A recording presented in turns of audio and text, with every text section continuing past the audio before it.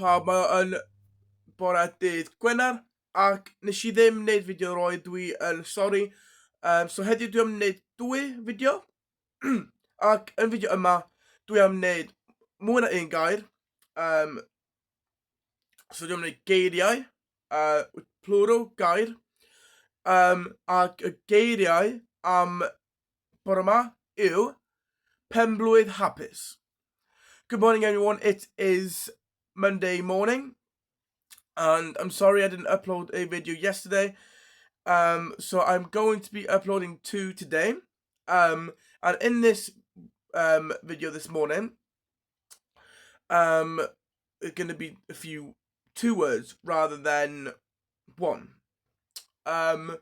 So in this morning, we are going to be going through the translation of happy birthday. Okay.